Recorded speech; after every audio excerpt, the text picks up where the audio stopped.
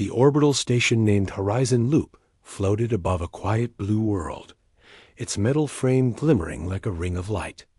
Every cycle it welcomed traders, travelers, scientists, and musicians from dozens of colonies.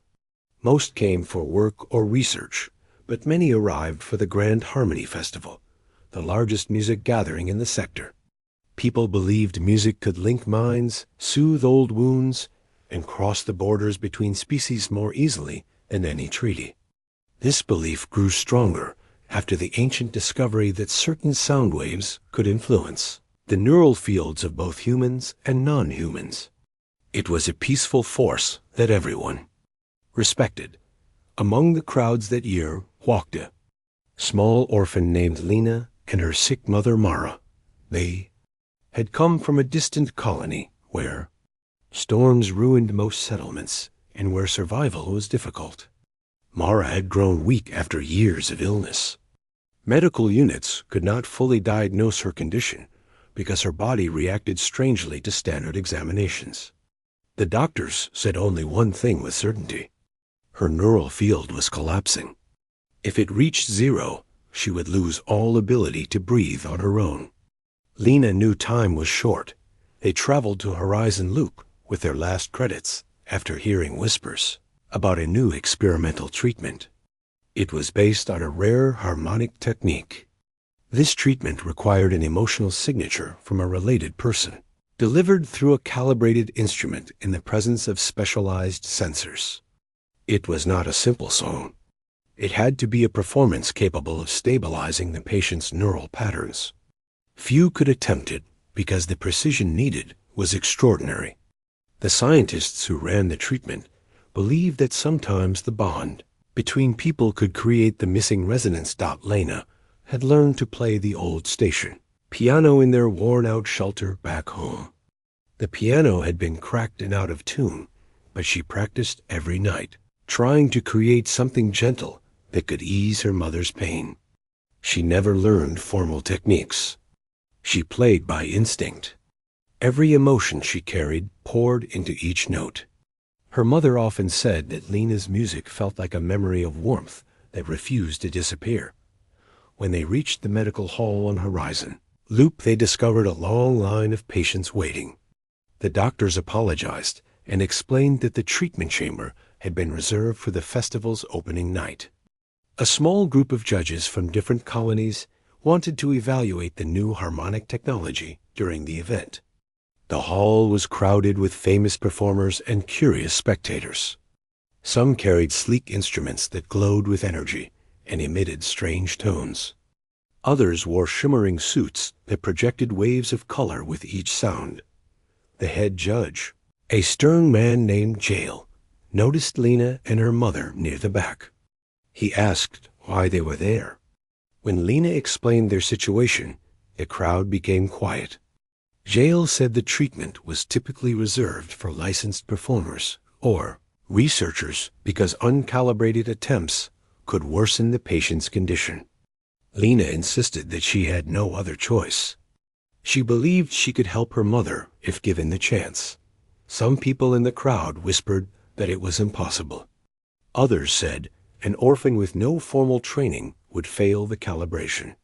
A few laughed softly and told her to step aside. The festival was for professionals. It was not a place for street musicians. One person, a scientist named Roland, stepped forward. He said that sometimes raw emotion produced stronger resonance than trained precision. He convinced Jael to allow Lena one chance. But the judge added that if her attempt caused unstable waves, the treatment would be halted instantly to protect the patient. Lena accepted without fear. She knew failure meant nothing compared to losing her mother. Mara was placed gently inside the transparent treatment pod. Sensors wrapped around her temples and chest.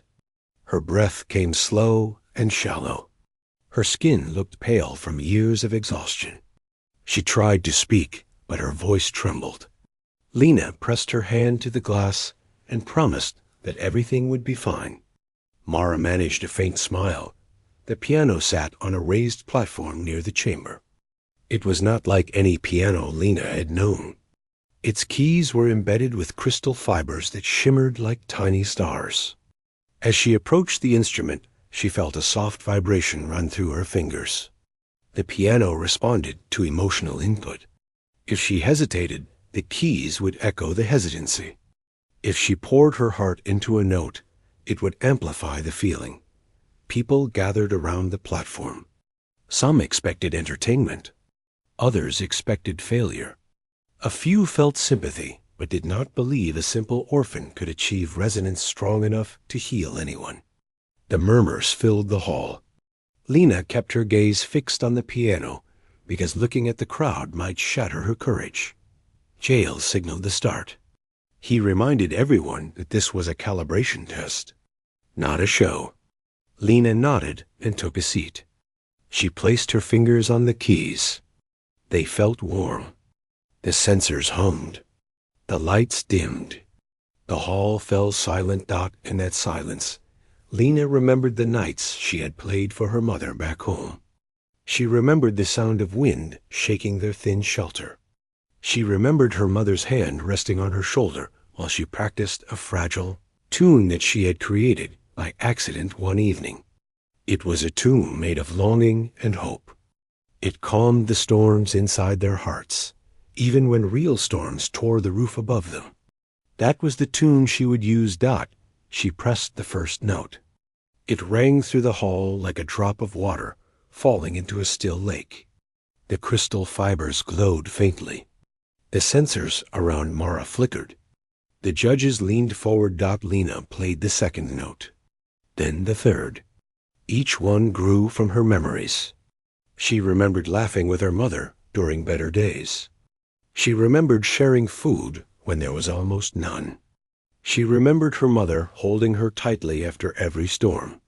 The piano responded to those memories with soft pulses of light. The hall trembled with gentle vibrations. Spectators fell quiet. The laughter and doubt faded. Something in the tune carried a weight that none of them expected. It was not a grand melody. It was simple, honest, heartbroken, but there was strength inside it. A strength shaped by love. The sensors on Mara's pod began to stabilize. The lights shifted from red to orange. The doctors whispered among themselves. They had seen trained performers attempt similar resonance calibrations. Few achieved such immediate stabilization. Lena continued to play. As her emotions deepened, the resonance intensified. The piano keys shimmered with pale blue light. The chamber responded with synchronized waves. Mara's breathing strengthened slightly. The crowd held its breath. In the center of the hall, a holographic display showed the harmonic patterns rising like gentle hills. When Lena reached the midpoint of her tune, the hills aligned into a perfect arc. Jael stared in disbelief. Roland smiled with quiet pride, but the tune was not finished. To complete the treatment, Lena needed to reach the emotional peak. The risk lived within that moment. If the resonance grew too strong, the pod would overload. If it grew too weak, the arc would collapse. Only a balanced heart could reach the peak safely. Lena closed her eyes. She thought of what would happen if she failed. She imagined her life without her mother. The thought burned like fire. But she also imagined her mother waking again with strength, able to walk, able to smile without pain. That hope filled her chest. Her fingers moved with new energy. The tune rose higher. The hall filled with waves of sound that wrapped around everyone like a warm breeze. Some people felt tears gather in their eyes without understanding why. Others pressed hands to their chests as if the music had touched something long buried within them. When the final rise approached, the lights in the hall dimmed further. The instruments carried by the other performers flickered as if responding from afar. The resonance field grew wider until it reached every corner of the room. Mara's sensors turned green. The arc on the hologram rose to its highest point. Lena struck the final note. The pod released a gentle burst of light. A harmonic wave spread outward in a soft ring. It passed through walls and metal beams without harming anything. It simply vibrated with life. Mara gasped inside the chamber. Her eyes opened wide. Strength returned to her limbs. She sat up slowly. The doctors rushed forward, but stopped midway, astonished by the readings. Mara's neural field had stabilized at a level they had never achieved before. The treatment had succeeded beyond expectation. Lena ran to her and embraced her tightly. Mara held her daughter with trembling arms, overwhelmed by relief and love. The crowd erupted into applause. Many wiped tears from their faces. Even the skeptical performers bowed their heads in respect. Jael approached Lena. His stern expression had softened. He said her performance was not just music. It was a reminder of why humanity thrived among the stars. Humans could reach across fear and despair with nothing but emotion and transform it into something that healed. This was the essence of HFY. Humanity had countless flaws, but in the right moments, it carried a power no technology could replace. Horizon Loop recorded the entire event. The tune spread across colonies within hours. People replayed it again and again. Some said it brought comfort to those grieving. Others said it strengthened the bonds between families who struggled. Scientists studied it and found patterns that defied simple explanation. They said the tune carried a form of harmonic courage. The festival judges invited Lena to become an honorary performer. Offers arrived from research teams who wanted to learn from her instinctive methods. But Lena refused to leave her mother. They lived together in a quiet corner of Horizon Loop, where Mara continued to recover. Lena played for her every night. Not for research or fame, only for love. The tune that saved Mara became known as the simple heart song. People believed that its power came from the honesty within it.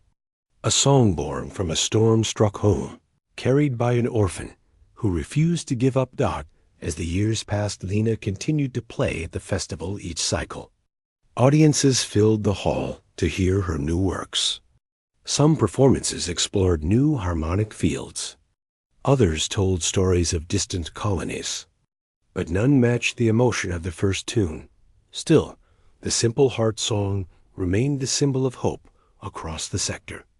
It was proof that in a universe filled with advanced machines and vast empires, one human child with a fragile heart could change the fate of someone she loved.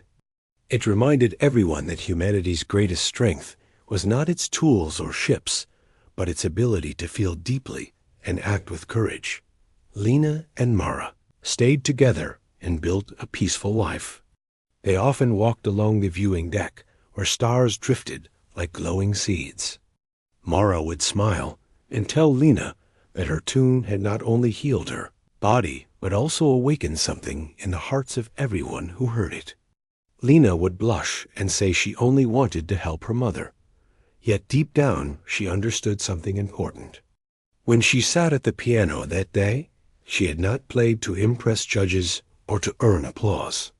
She had played because love itself demanded expression. That was why the resonance never faltered Dot.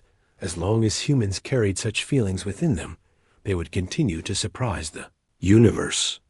Not with power, but with compassion. Not with force, but with music that carried truth. Lena's tune had proven that even an orphan with no training could rise beyond fear and rewrite destiny. Every cycle in the festival, lights glowed across Horizon Loop. Someone in the crowd would whisper about the orphan who saved her mother with a simple tune. They would say humanity was full of wonders, and they would wait for the next moment when a heart like hers would shine again.